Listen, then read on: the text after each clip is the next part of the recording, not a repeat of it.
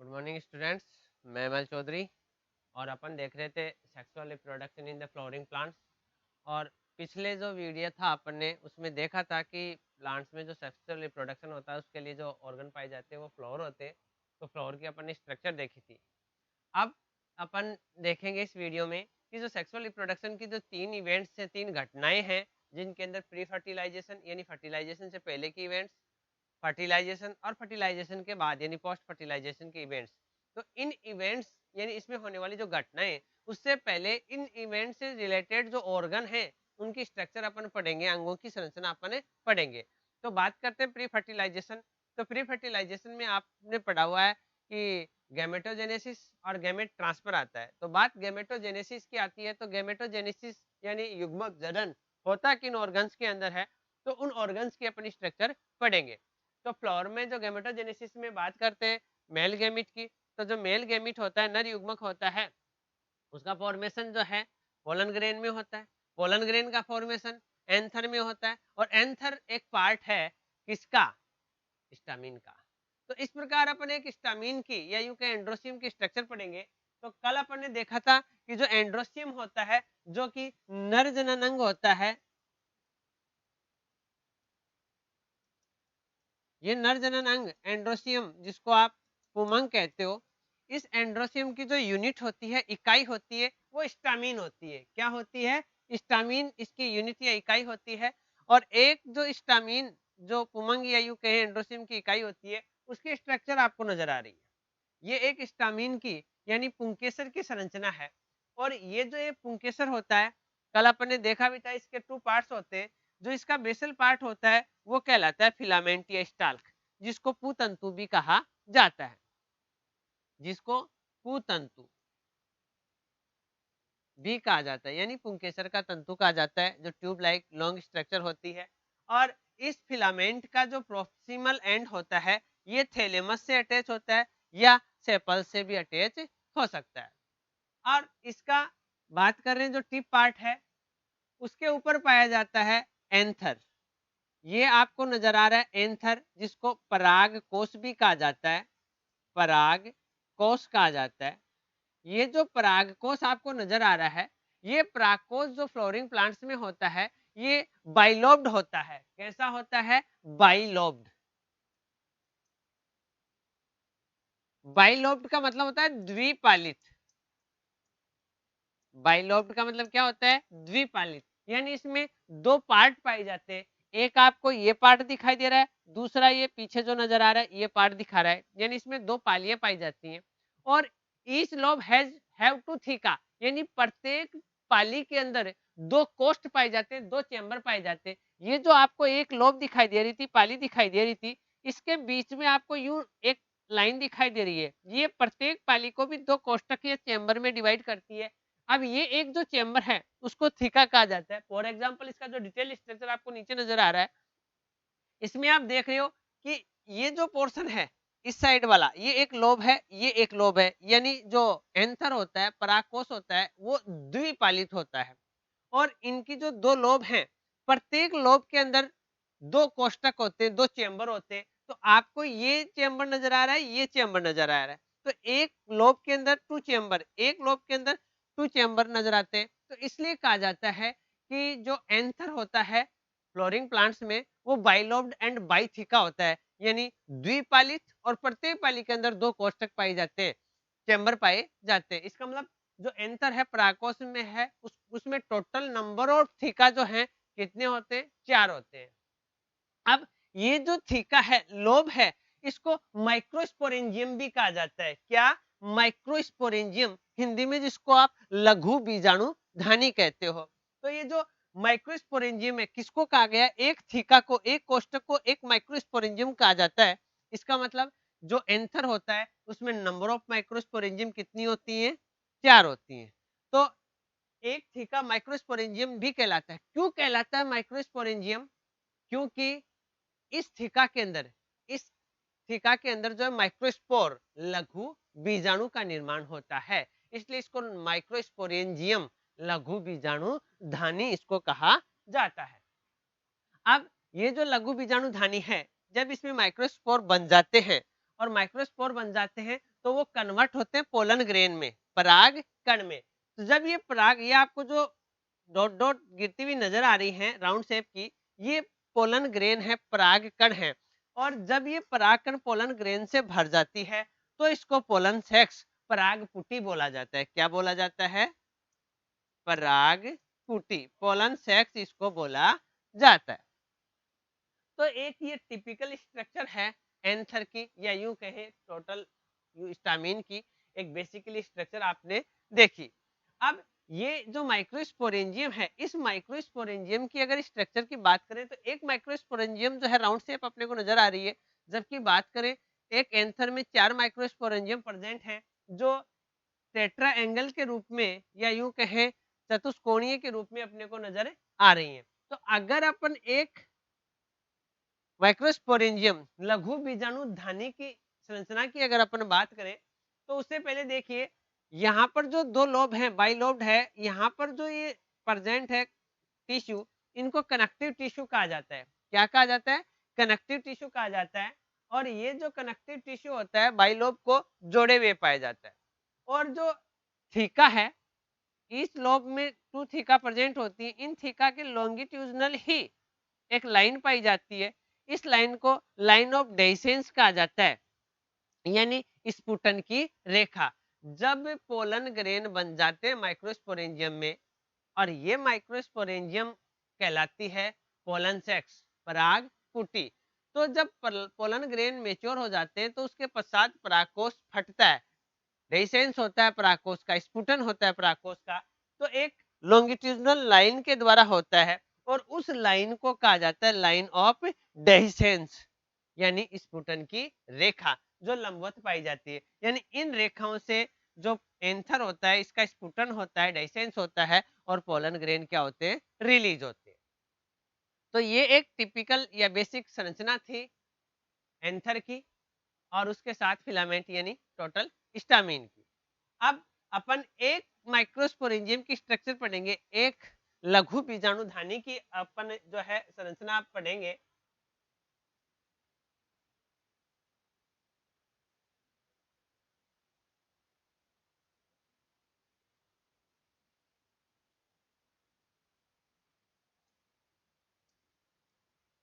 अब देखते हैं अपन माइक्रोस्पोरेंजियम की संरचना। आपको ये एक टिपिकल माइक्रोस्पोरेंजियम लघु बीजाणुधानी दिखाई दे रही है। क्या है ये?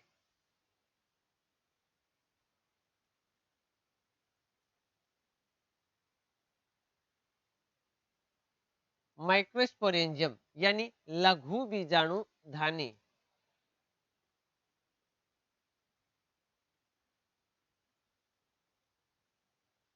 जो लघु बीजाणु धानी आपको नजर आ रही है, ये लघु बीजाणु धानी की संरचना है।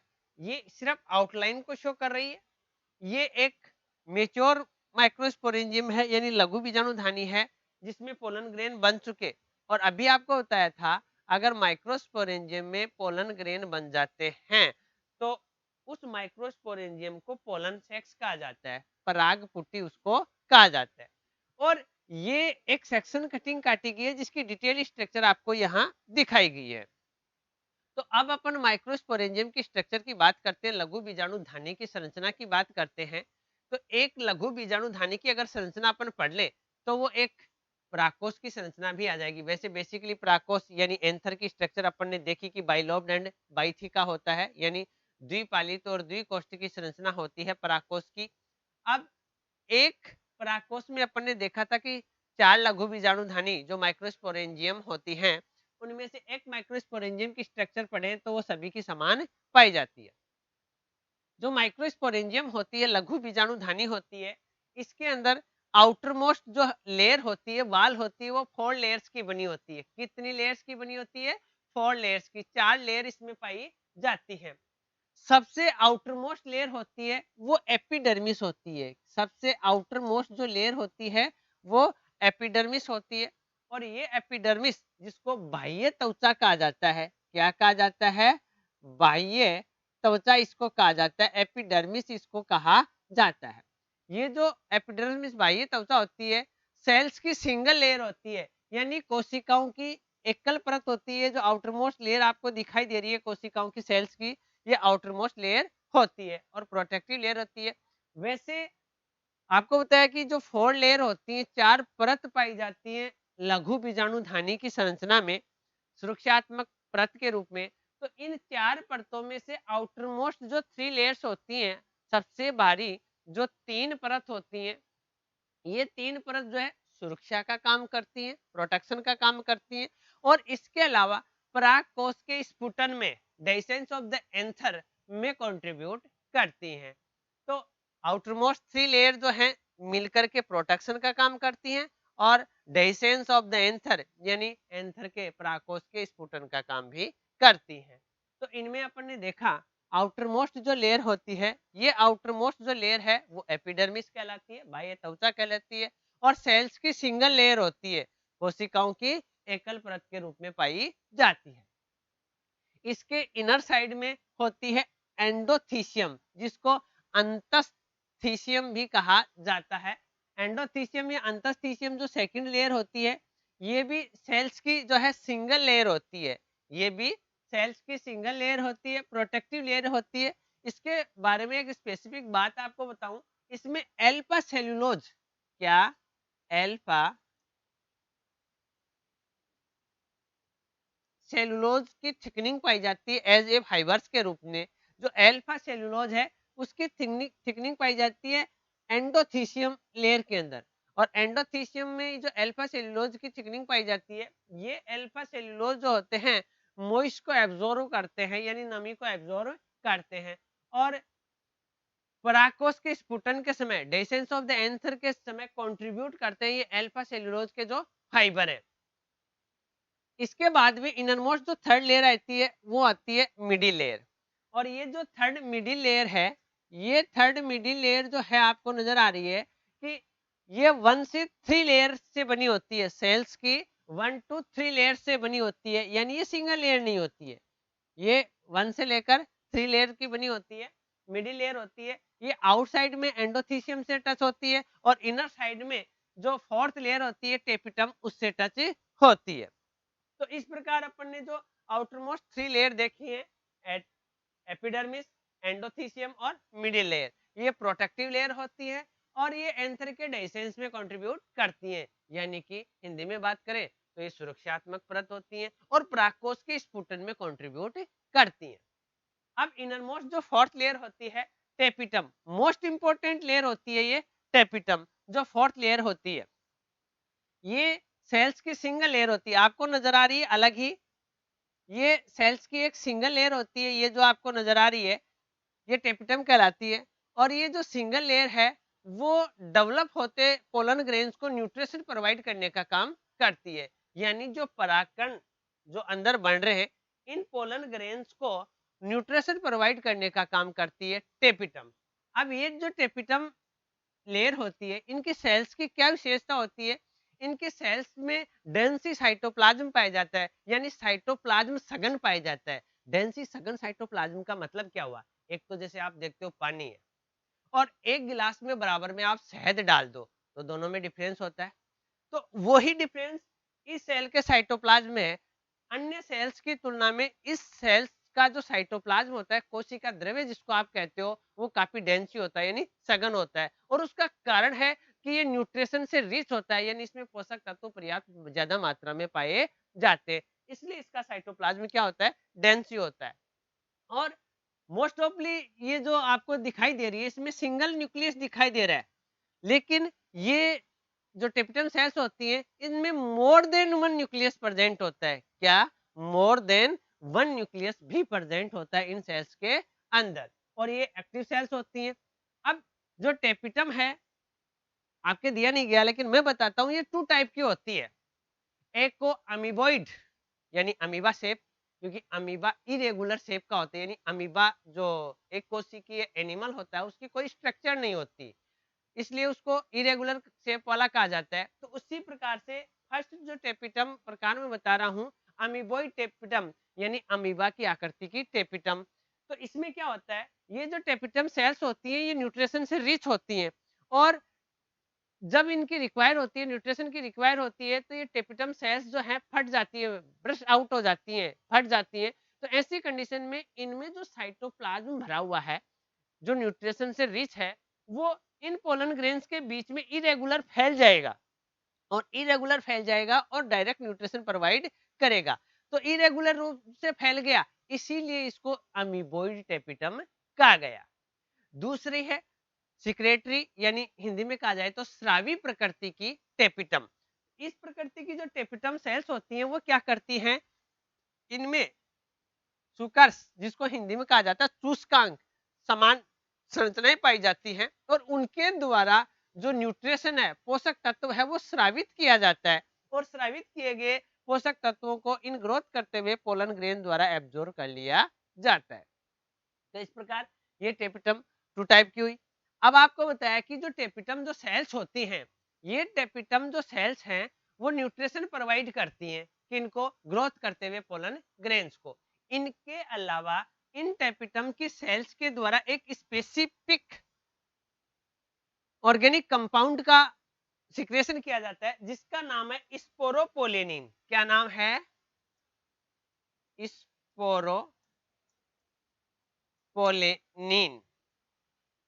देखो ये इंटरेस्टिंग है, स्पोरोपोलेनिन अब तक का नॉन ऐसा ऑर्गेनिक कंपाउंड है, अब तक का ज्ञात ऐसा कार्बनिक पदार्थ है जिसको ना तो कोई हाईली एसिड, ना ही हाईली बेसिड, यानी ना तो अम्ल और ना ही क्षार डिग्रेड कर सकते हैं, नष्ट कर सकते हैं, अपघटित कर सकते हैं।